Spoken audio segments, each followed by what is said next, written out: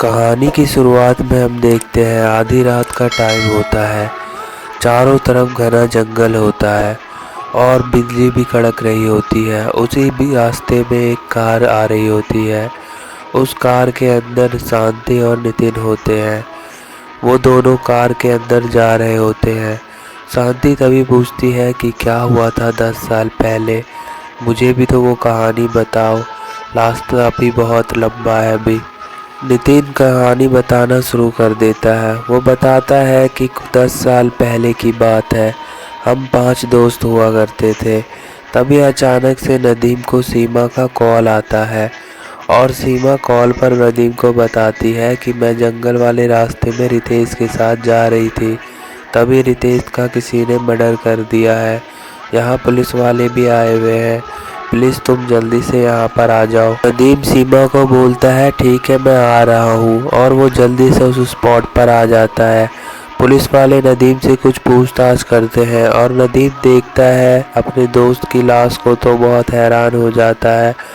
Police वाले उससे पूछताछ करके फिर वहाँ से चले जाते हैं और उसकी बॉडी पर एक मैसेज भी छोड़ा हुआ होता है। उसमें लिखा होता है, रूप मैंने तेरा ले लिया हूँ मैं बहरूपिया।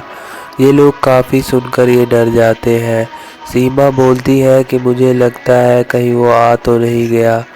फिर नदीम बोलता है कि ये सब कुछ नहीं होता, अब ये सब छोड़ो, और फिर दोनों अपने अपने घर चले जाते हैं। अगले दिन उनको अपने दोस्त रितेश की मौत की खबर अखबार में दिखाई देती है।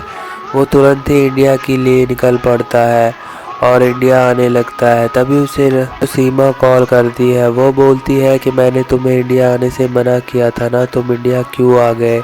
मुझे ऐसा लगता है कि वो वापस आ गया है और वो हम में से किसी को नहीं छोड़ेगा। तुम तो लंदन में थे, तुम यहाँ क्यों आ गए? तुम्हें नहीं आना चाहिए था। तभी वो बोलता है कि अब जो भी हो, रितेश मेरा दोस्त था और उसकी मौत हो चुकी है, तो मेरा आना ज़रूरी था। अब चाहे मेरी जान जाए या कुछ भी जाए, मैं आके ही रहूँगा। और वो कार ड्राइव करने लगता है। फिर दोनों कॉल रख देते हैं।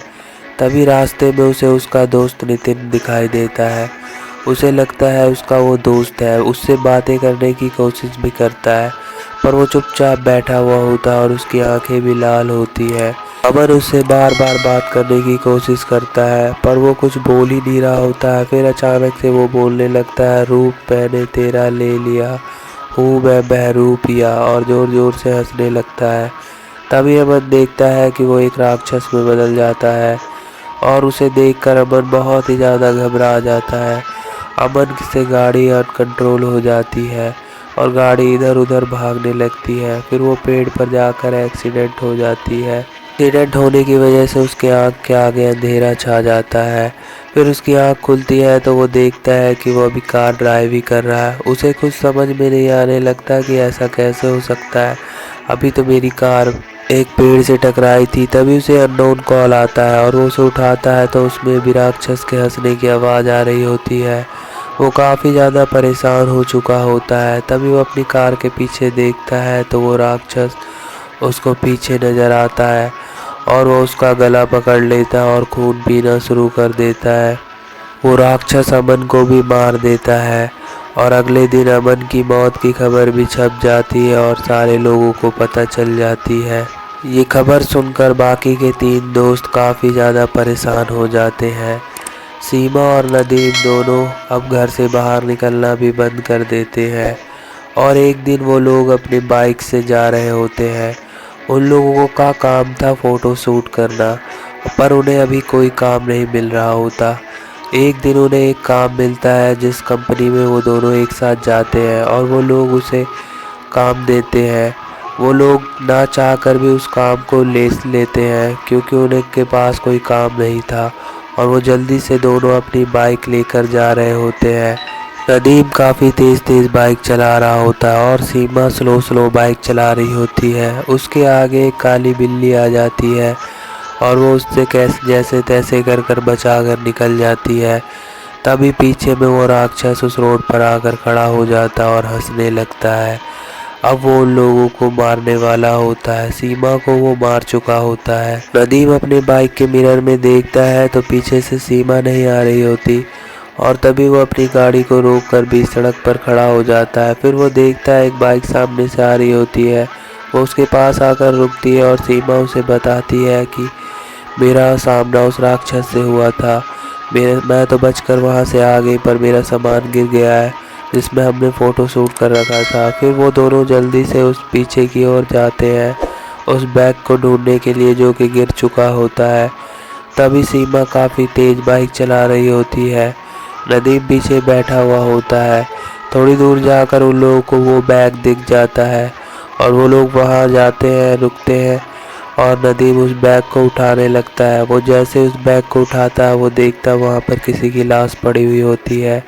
तभी सीमा उसे बोलती है कि पलट कर देखो किसकी लाश है।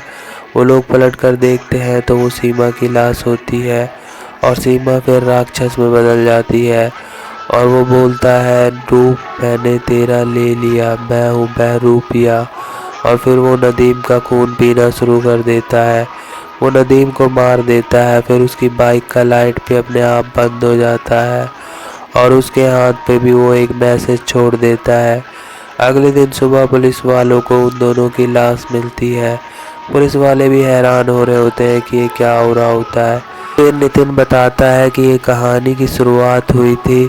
हम 5 दोस्त एक बार घूमने जंगल गए होते हैं। वहाँ हमें बाबा ने बताया होता है कि पहाड़ी पर एक बहरूपिया रहता है जो दूसरों का रूप ले लेता है। हम लोगों को ये बात मजाक लगी और हम लोगों ने मजाक मजाक में वहाँ जाने का सोच लिया और बाबा का मजाक उड़ाया। फिर हम पांचों उस पहाड़ी पर निकल गए।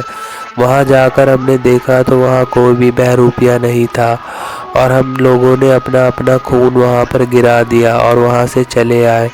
उस बहरूपिये को हम लोगों का खून मिल गया और उसने हमारा खून चख लिया, इसलिए वो अब हम लोगों को मार रहा है। तभी नितिन को कार में आवाज़ आती है रूप मैंने तेरा ले लिया, मैं हूँ बहरूपिया।